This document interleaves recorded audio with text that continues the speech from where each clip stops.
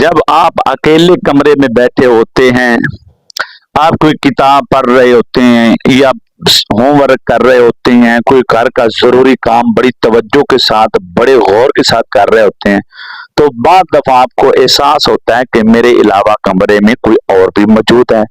बाद दफा आप घर में अकेले होते हैं तो आप महसूस ये करते हैं कि मैं अकेला घर में हूँ, लेकिन मेरे अलावा ऐसा महसूस होता है कि कोई और भी है। या बाद दफा ये महसूस होता है, इंसान सोया होता है तो उसके पास से किसी चीज का गुजर हो जाना। बाद दफा आप सोए होते हैं तो ऐसे लगता है जैसे ने हाथ पकड़ के किसी ने आके आपको झंझोड़ दिया है, हिला दिया है। बाद दफा ये होता है कि आप अपने अंदाज में अपने मगरपन में जा रहे होते हैं तो ऐसा महसूस होता है कि आपके पीछे पीछे कोई और है। बाद दफा ये महसूस होता है आपको कि जैसे आपके कदमों के ऊपर कोई कदम रख के चल रहा है। तो जब आप ये चीज महसूस करते हैं तो अचानक पीछे देखते हैं तो आपको कोई चीज नजर नहीं आती। तो बाद दफा ये होता है कि आपको अचानक दबा दिया जाता है, आपको घबराहट महसूस होती है, यानी कई एक तरह के मसाइल। बाद दफा इंसान जा रहा होता है या बैठा होता है, अचानक उसके करीब से किसी चीज के गुजरने का एहसास होता है। तो ये तमाम तर चीजें अगर आपको होती हैं तो ये इस बात की अलामत है कि आपको मुश्किल साया है, आपके ऊपर या तो जादुई साया है या अपनी किसी गलती की वजह से आपके ऊपर हमेशा के लिए साया सा चल रहा है। तो इसका इलाज क्या है? ये तो अलामत होगी कि आपको है क्या। अब आते हैं इसके इलाज की तरफ। आपने इसका इलाज किस तरीके से करना है?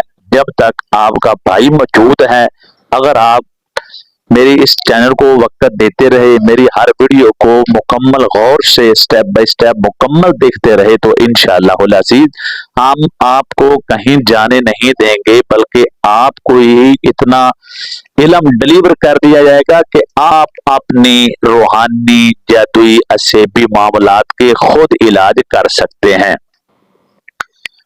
तो आप अपना ये, अगर आप में ये अलामत होती हैं तो आप अपना कैसे इलाज करेंगे? आपने एक तो ये करना है कि अगर आपके साथ ये मामलात हो रहे हैं तो आप अपना बदन और लिबास पाक रखना शुरू कर दें। किसी वक्त भी आपका कपड़ा या आपका जिस्म नापाक होता है तो आपने कोशिश ये करनी है जितनी जल्दी हो सके आपका जिस्म भी पाक जल्दी हो जाए और आपका जो लिबास है वो भी पाक साफ हो जाए।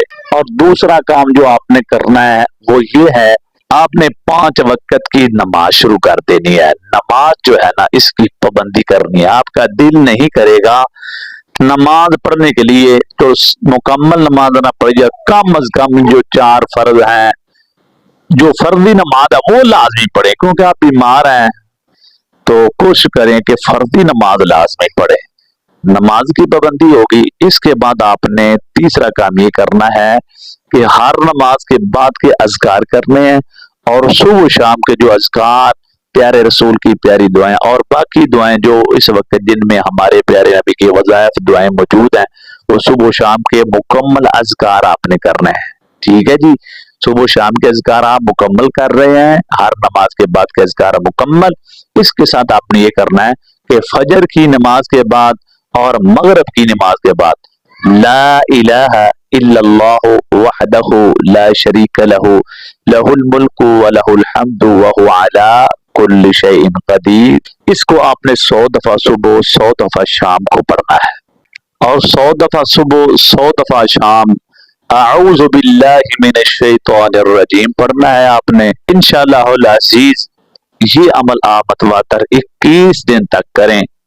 इंशाअल्लाह अज़ीज आपका ये अमल जो आपके साथ जादू के मामलात हैं या असेबी हैं या आपकी किसी भी कमी की वजह से साया है, सुबह शाम के अज़कार और हर नमाज के बाद के अज़कार और ला इलाहा इल्लल्लाहु वहदहु ला शरीका लहु लहुल मुल्कु व लहुल हम्दु व हुवा अला कुल्लि शैइन कदीर, ये सुबह शाम 100 दफा और आऊज़ु बिल्लाहि मिनश शैतानिर रजीम सुबह शाम 100 दफा पढ़ के तेल दम करें, सरसों का पानी दम करें, पानी पीते रहें, छींटे जिसमें लगाते रहें और इस पानी के साथ गुस्ल करते रहें।